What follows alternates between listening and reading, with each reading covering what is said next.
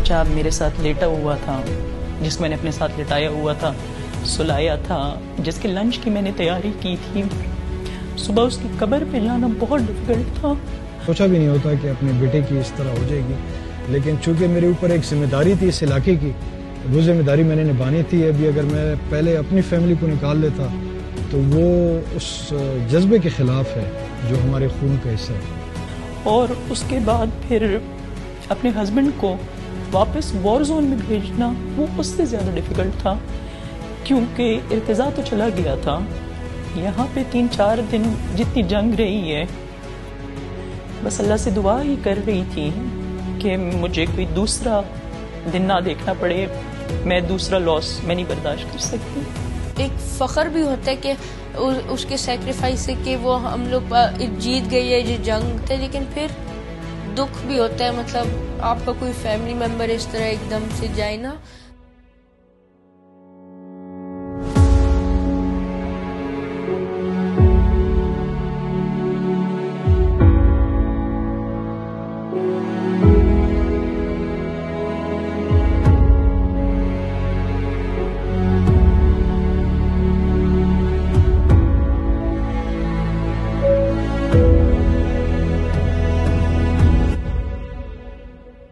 Full of life, مطلب بہت زیادہ کھیل کود کا شوقین، کھیلنا ہنسنا اور ہر ایک سے ہنسی مذاق، دوستی والا بچہ تھا.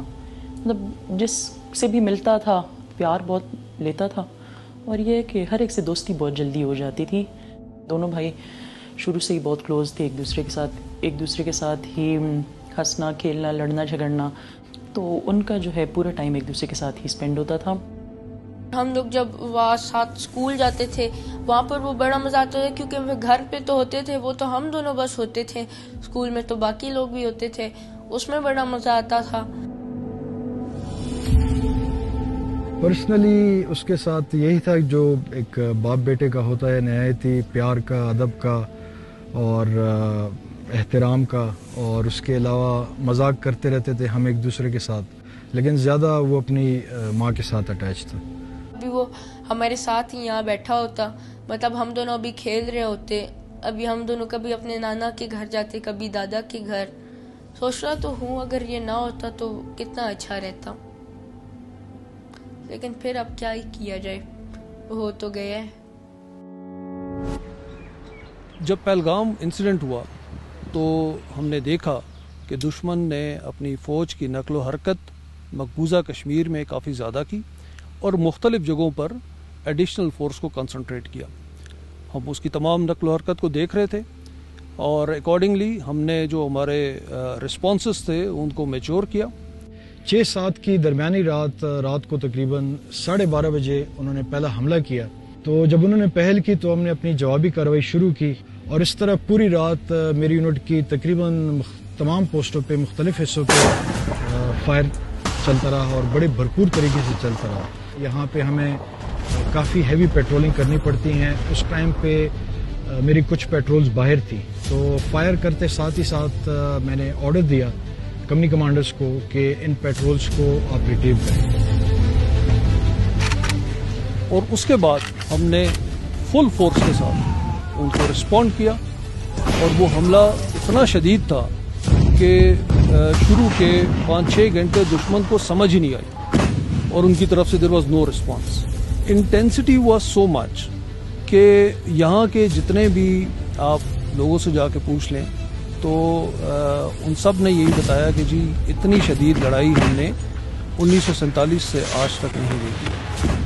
اسپیشلی جو پونچھ سیکٹر میں لڑائی ہوئی ہے that was the most intense, اور یہاں پر جو دشمن کی فوجی کیجویلٹیز ہوئی ہیں وہ سب سے زیادہ ہوئی ہیں، اور ان کی جو پوسٹیں ہیں وہ سب سے زیادہ تباہ ہوئی. 2 سب سیکٹر میں تو فوراً ہم نے اپنی پیٹرولز پیچھے کر لی، لیکن جو میرا تیسرا سب سیکٹر بنتا ہے وہاں پہ ہماری پیٹرول جیسی ہی نکلتی تھی اپنی پیٹرول پوزیشن سے اپنی پوسٹ کی طرف روانہ ہوتی تھی تو ان کا QC آ جاتا تھا، اور مجھے اس چیز کا بھی اندازہ تھا کہ ہو سکتا ہے کہ ایک عام QC ہو اور میری یہ پیٹرول جو ہے ساری کی ساری کیجویلٹی ہو جائے. اسی اثناء میں مجھے اپنی وائف کی کال آتی ہے کہ ہمارے گھر کے بہت قریب فائر ہو رہا ہے اور مجھے تو ایسا محسوس ہو رہا ہے کہ ہمارے گھر کی چار دیواری میں ہو رہا ہے, ساری دیواریں لرز رہی ہیں.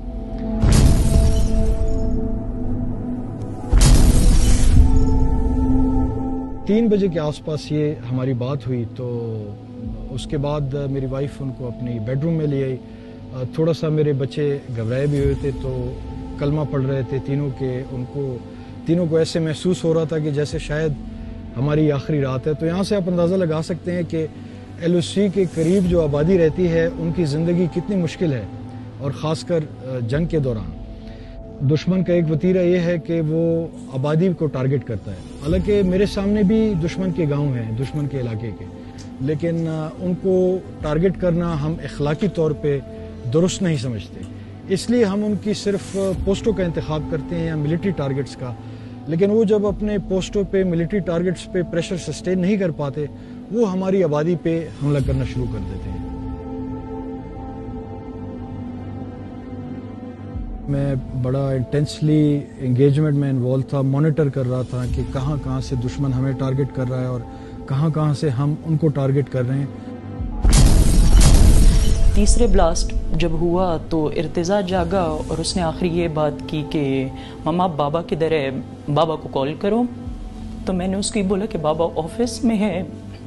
ففتھ بلاسٹ جو تھا اس میں مجھے بیڈ روم کا جو ڈور ہے اس کے باہر مجھے دھواں اور مٹی اڑتی ہوئی نظر آئی ہے. تو اور لائٹس ایک دم آف ہوگی. میں نے صرف فون کی لائٹ آن کی ہوئی تھی, دیکھا تو بیڈ کے ساتھ جو پیچھے دیوار ہے اس پہ خون تھا بالکل اندھیرا گھر میں. تو وہ میں نے اسے آواز بھی کی ہے ارتضیٰ, اس نے جواب نہیں دیا.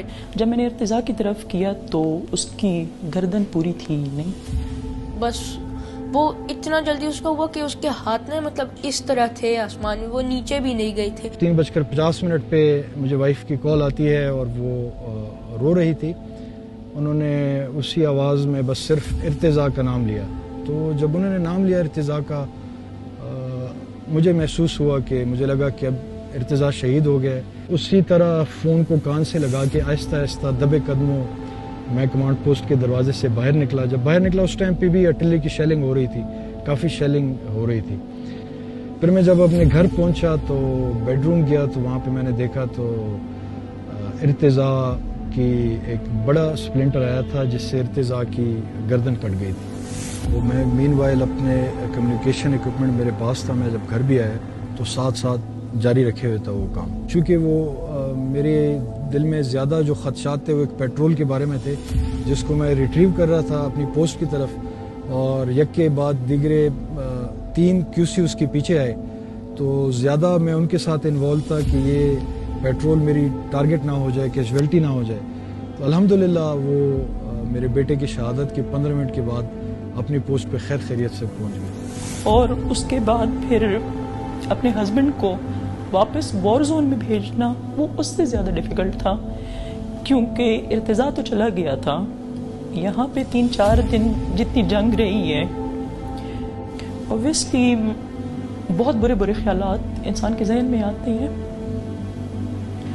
بس اللہ سے دعا ہی کر رہی تھی کہ مجھے کوئی دوسرا دن نہ دیکھنا پڑے, میں دوسرا لاس میں نہیں برداشت کر سکتی. جب پاکستان ملٹری اکیڈمی میں ہی ہمیں سکھایا جاتا ہے, ہماری فطرت کا ایسا ہوتا ہے کہ جیسے جنگ میں پہلے داخل ہونا ہے کمانڈر نے, اور سب سے آخر میں میدان جنگ سے واپس نکلا ہے اپنی تمام فوج کو نکال کے. تو اسی طرح یہی چیز ہم نے اپنی فیملیز پہ بھی اپلائی کی تھی. جس طرف بھی میں نظر دوڑاؤں تو وہ یاد آتا ہے. اس کی سائیکل دیکھتی ہوں, اس کا روم, باقی اس کے ٹوائز, یونیفارم اس کا جیسے میں نے پریس کیا تھا صبح کے لیے اسی طرح الماری میں لٹکا ہوا رہ گیا. اس بات میں نا میں خود شوق تھا. مجھے کچھ سمجھ نہیں آ رہی تھی. ہم نے جنازہ وغیرہ پڑھ لیا. وہ مطلب اب گھر نا وہ نہیں ہے تو وہ خاموش سا گھر رہتا ہے, رونق نہیں ہے اب گھر کی.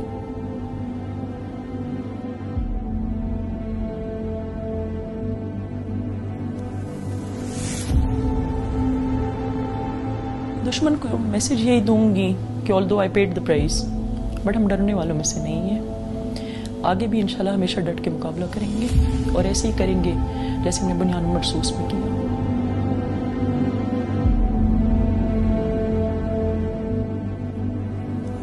ان شہیدوں کے خون کے ایک ایک قطرے کا ضرور حساب لیا جائے گا. بسم اللہ الرحمن الرحیم. Today on 10th May at the time of Fajr,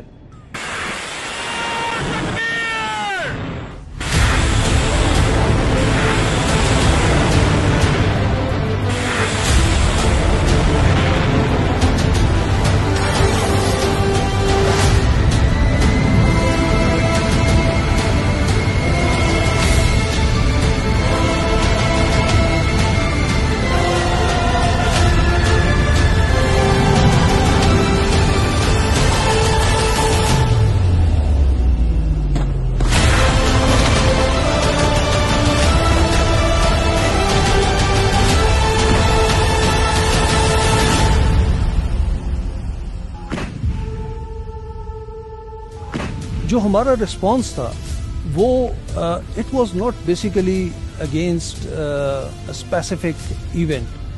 اس میں جتنے بھی ہمارے کشمیری بھائیوں پہ مقبوضہ کشمیر میں مظالم ہوئے ان کا جواب بھی شامل تھا.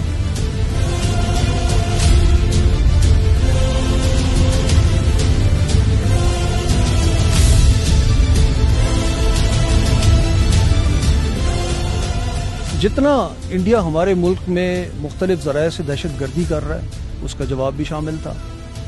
جتنے ہمارے آزاد کشمیر میں ایل او سی کے قریب انڈیا نے مختلف مواقعوں پہ ایل او سی کی خلاف ورزی کر کے ان کو نقصان پہنچایا ہے ان کا جواب بھی شامل تھا. So it was a mixed response comprising of all these events. ہماری سینئر قیادت نے ہمیں نہایت ہی کلیئر انسٹرکشنز دیے تھے. اگر جنگ شروع ہوتی ہے تو آپ لوگوں نے ایسے لڑنا ہے fight as if it is your last day, اور جنگ لڑنے کی کوئی خواہش دل میں نہ رہے. پھر اس کے بعد وی آر آل سیٹ کہ اگر فیوچر میں بھی انڈیا کوئی اس طرح کا مس ایڈونچر کرتا ہے تو ہم پہلے سے بھی زیادہ زور سے اس کو جواب دیں گے.